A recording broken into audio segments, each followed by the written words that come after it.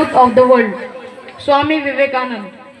Born as Narendranath Datta on 12 January 1863, his life was a journey from a restless, inquisitive, a young boy to one of the greatest spiritual leaders the world has ever known. The movement that changed history. Most of us remember Swami Vivekananda for his historic speech in the Parliament of the World's Religions in Chicago in 1893, while other speakers addressed the crowd as ladies and gentlemen. But Swami Vivekananda began with Sisters and Brothers of America. Those simple five words triggered a 2-minute standing ovation. He didn't just give a speech, he introduced the world to the idea of the universal acceptance and the richness of Indian culture. He thought that all religions like different rivers but lead to the same ocean. His vision for the youth. Swami Vivekananda is often called the messenger of modern India. He believed that youths are the backbone of any nation. He didn't want us to be weak or fearful. One of his most famous quotes is, "Arise, awake and stop not till the goal is reached." He emphasized that education is not about just memorizing the facts from the book.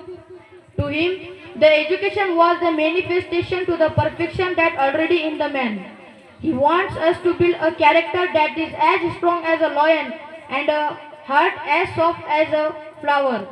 3 lessons we can learn today.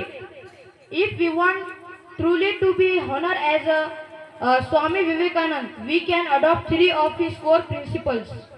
The first one is self-confidence. He said, if you have no faith yourself, so you cannot have faith on God. Believe in your potential even when the world doubts you. The second one is focus. He taught us the secret of success. He said, take up one idea, make that idea of your life. Think of it, dream of it and live on that idea. The third one is service to others. He believed that servicing humanity is the highest form of worship. He famously said, they alone live who live for others.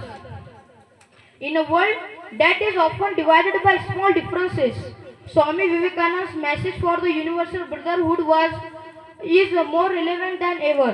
He showed us that being spiritual doesn't mean running away from the world. It means standing up for what is right and servicing those in need. As a student, let us pledge today to work on our mind and bodies, to be fearless in the pursuit of truth, and to contribute the progress of our nation. And thank you for listening carefully and giving me this wonderful opportunity to speak about a great person named Swami Vivekananda. Thank you, Jai Hind, Jai Bharat.